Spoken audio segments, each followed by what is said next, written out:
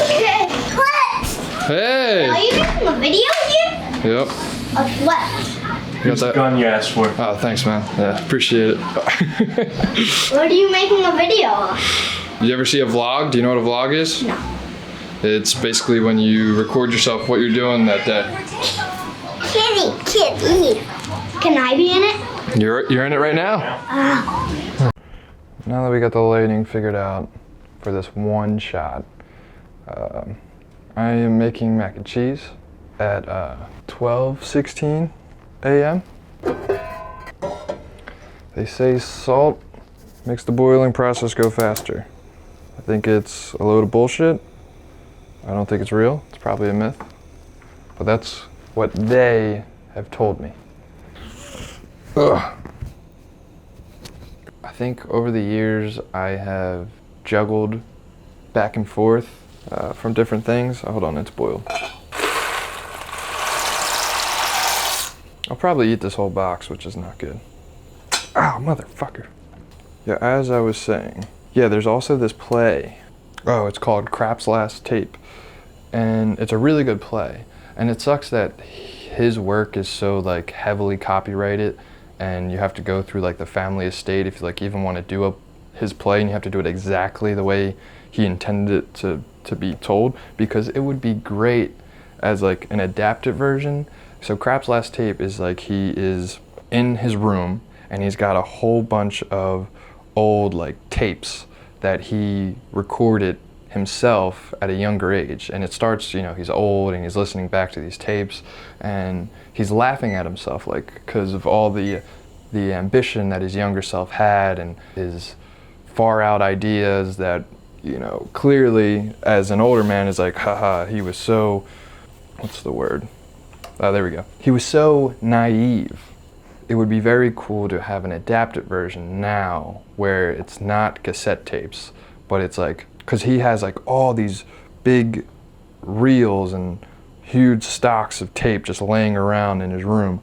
And then he's even got a book to mark, you know, which each one is and what it says and does. And just thinking about the hours that would have to take to go into organizing all those tapes that he did when he was younger, I think a lot of people might relate to it, especially if you're an artist. You end up with like a lot of recordings or ideas written down, and it's hard to keep organized.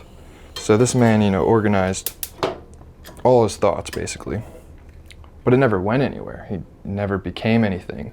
So just visually, I think it would look cool to have like a bunch of computers laying around, phones, because I think the play could be updated technologically. And, you know, we use hard drives now to keep our recordings and stuff. Honestly, not much of the dialogue would have to change. It just would be, because it would still work. So yeah, that play has also influenced me, because he is also a character that can never change. He's just the same person over and over again. Shit, where's the cheese? I feel like this is getting easier as time goes. So the more you do it, the more natural it is, even though it's so unnatural, to look into a camera and pretend that you are talking to people. Talk into the mic. It is You gotta look at the people. You gotta look at the camera. And this 1, 2, 3, 4. That's why the house should be cleaned. My mom said I can't show too much of the house because I never clean it for the shots. So now I'm just like, this is the frame. Don't exit the frame. Oh, well, okay. I didn't clean the frame very well. Where's the cheese? I mean, I know a few people are gonna watch this, but right now, currently, I'm in my room talking to myself. And I know Folk can hear me because I just heard him cough. So being in your head, you gotta get out of your head when you're doing this. It's easier said than done. It just gets easier the more you do it, because I guess you just stop thinking about it. Well, I'll start with this because it's already in my head. Last night, I got this grand idea that I was going to film myself for 4 hours straight, standing still in front of a camera, which was a lot harder than I thought it would be. My camera kept dying. Well, no, the DSLRs, they only shoot in like 12-minute intervals. So I knew that, and I had a backup camera, which was my phone. But then my phone, the storage filled up, which I didn't realize. So there's like a whole hour of me standing there, not getting recorded. The DSLR was recording bits and pieces of it. So that was a big waste of time. So I thought, first I was like, this is a dumb idea. Because the whole reason of doing it was just to make a skit called How They Filmed Paranormal Activity Behind the Scenes. So then I would stand there for 4 hours, and I'd have a short clip, like a 2-minute clip of where it's just me standing at the end of my bed, which would only be like 3 minutes, because then you would fast forward it. That's how they did it in Paranormal Activity. Well, obviously not that she stood there for 4 hours. They just made it look like she stood there for 4 hours. I guess that's the joke. And then I realized not that funny. Because then I was going to post a 4-hour video of me just standing there, which is really weird. Not a lot of people would probably watch that. No one would watch that, actually. Did I throw out the cheese? But I thought it was funny that I just have a 4-hour video up there of me standing. Plus, I was lost for things to make. I was getting really depressed not depressed, but I guess anxiety that I wasn't making anything. And I was like, you have to be making something right now. Why aren't you? Who cares that it's 3 o'clock in the morning, do something. Because it's just a weird time to try and make art, I guess, or even a video. And then out of the idea, the horrible Paranormal Activity idea, then I thought, well, hold on. That actually is a really interesting independent film. I'm sure they shot it on DSLRs. They couldn't have filmed it on nice cameras. But see, these are the things I should know. Because it is a really good, low-budget, scary horror movie that made a lot of money. Not that that's the goal, but just the fact that you don't need a big Hollywood system to make a movie. And I'm very much jumping on that train right now because I have found a YouTuber called Joel Haver, and he's just saying everything I'm thinking. And I'm like, okay, this guy gets it. We can make films on our own. I have so many friends that like to make art, and I know I'm not the only person that gets this sense that it's not good enough, because obviously everything has to be like meet the Hollywood quota.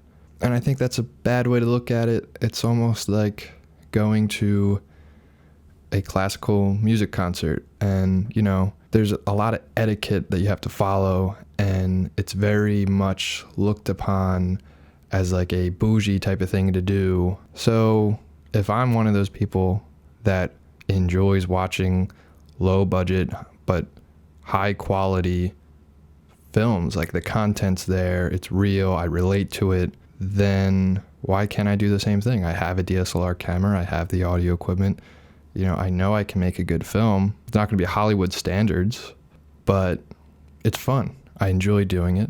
So that's who I am right now. I am one, looking to make content, looking to be a content creator, and see how far that gets me and for how long. I don't even know what I'm talking about anymore. This is bad. Earlier I was still rambling, but I was trying to make a coherent point, but I don't know if I did, and I don't feel like watching back the footage because it's long. So I have more points because I've been doing some work and writing down my thoughts. Man, I had this whole monologue in my head that I was speaking to myself before I turned on the camera. And I had this thought run through my head and I ignored it. I said, man, you're not going to be able to say that on camera. You're going to forget everything you just said. And you know what? Screw you, tiny voice in my head. You were right. You were right. God damn it. That's what I was going to say. Okay, so I've had conversations with a few of my friends about, what makes you you. And some of the things we agreed upon were what other people tell you you are is definitely part of who you become. Growing up, I was always a nice kid. And then I would always hear things like, you were the best kid. You never complained. I never saw you cry. You were just a good kid. And I was like, oh, okay, must be a good kid then. But there are definitely parts of my life where I'm like, man, I was an asshole. That was mean. Why'd I do that? I probably didn't do the play justice because I haven't read it in a while. Which sucks, but it's reality. I mean, we all do things we regret. But going back to the fact that people tell me I'm nice and tell me I'm a good guy or I've been a good kid has been part of my identity a really long time. And I listen to a lot of Alan Watts. He just has a lot of great quotes that you could quote him just day in and day out for every situation. And one thing he talks about is how we pick our roles in life. He tells us in one of these lectures that you begin to learn your role in school and what is appropriate and what's not appropriate on how to act. You know, the teachers will tell you, you learn from your friends, and as a child, you easily can switch in and out of these roles depending on the circumstance. It's so true. Like, as a kid, I could easily switch in and out of roles and be this proper yes ma'am, no ma'am, yes sir in front of my aunts and uncles to please, you know, my parents, to go along with the role that I'm a good kid. But yet outside of my parents, it'd be, instead of yes ma'am, you'd be like, fuck you, or You alright? Oh. No. Oh. Alright, that's one. Chris, you alright? I think so. screw you, asshole, like in front of my friends, just easily switching out of that role. And I think we still do it to an extent as adults. You know, as kids, it was more, I think, extreme. It was like, if you ever played house as a kid, all right? I did. I would be the dad. I would be the mom, the brother, the baby, and I would be the cook. All right, seriously now, where's the cheese?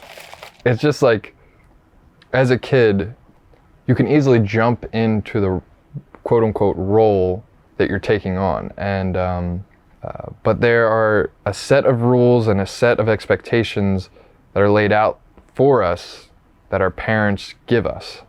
It's just funny because there's gonna come a point where your kid realizes who they thought you were was just a role. I mean, but I have to yell at you guys. Listen. Okay. You didn't break anything? yeah, it sounded like it cracked a little bit. I don't give a fuck about the countertop. Where's your fucking foot? I really am embracing this thought pattern that seems to be going around in a lot of content, and it's just to be your authentic self and be open to being open and being vulnerable. I just watched Bo Burnham Inside, and that was super vulnerable and open, it felt like. And you know, you don't know if these things that are being created, that Netflix is pumping out and YouTube, are they being curated in that way because right now that's what's selling, to be quote unquote vulnerable, yourself, and open and embracing who you are, or is it genuine? Is it someone like Bo Burnham actually, that's what he wanted to do? Which I felt like it was. I don't know, it could be, it says it was directed, filmed, and all that by him. Okay, this is getting a little ridiculous. Because I want to make stuff now. And you learn that through the original film system, the path that has been taken the most, I guess, because the film industry has just been around for so long. So if you take the film industry path, it takes a while before anything gets made, especially if it's yours. You have to work on so many other projects that aren't yours before you get to the project that you feel is the one you want to do. And then it's like, shit, am I only going to have this one chance to make this one project that I want to make? And is it even going to be worth it? And the amount of other people that you have to get involved if you want to make it like a Hollywood film. And I just don't think that you have to strive for that quality, because sure, the Hollywood blockbusters are fun. I love watching Christopher Nolan movies and I'm like, man, I wish I could make something like that. But that is not a one-person team. That is an army of people coming together to make that possible. And while I could see the intrigue and how that's fun, it does sound exhausting. And I think what I'm about to get into explains why I don't want to do that. And I'd rather do this because it's suffering that I can see me liking. I can't even think about what I possibly did with the cheese. I held it as a bookmark. If you guys watched Inside by Bo Burnham, it is phenomenal. I like it. I think it was creative, it was deep, it was vulnerable, all that good stuff. And a little bit scary, because for me it's scary, because he's showing you what content creators look like now. And I mean, he's not the first to do this. I mean, people for years now on YouTube have been showing the behind the scenes of what it's like to film yourself, what it's like to make art on your own, and this is what he did. He was just in a room inside all day making art. I'm starting to realize what I thought I wanted isn't as glamorous as I envisioned. You know, you picture what it is you want to be, and then you only think of the good stuff before you get there. Be careful walking in. Oh, there's blood. Okay, ready? There's blood. Oh, that's what I was gonna say about finding your role. So there's like a paradox in trying to find what role you fit into. Alan Watts was talking a little bit about it, like, you know, misfits and outcasts usually are outcasts because they can't find any roles that they fit into. Trying to figure out yourself and who you are is sort of like a paradox, because you should just be who you are. I don't know, I don't give DeSales enough credit, I guess, but I think like the best thing that I took from that school is probably their slogan, which is be who you are and be that well. Oh. Not sleeping. Now I got a spam risk call. Hello? We've been trying to reach you from Dealer Service Direct concerning your car's extended warranty. Oh, They fucking man. got me. They fucking got me. This day's going great. You're an idiot. Guess I think your car's extended warranty's up. I don't know. Let's go. Get up.